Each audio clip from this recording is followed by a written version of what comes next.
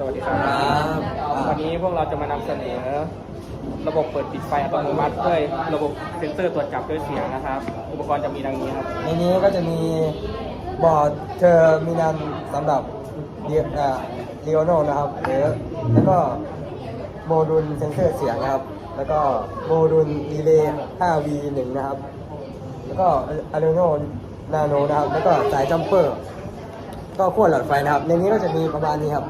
เดี๋ยวเราไปดูวิธีการใช้กันดีกว่านะครับ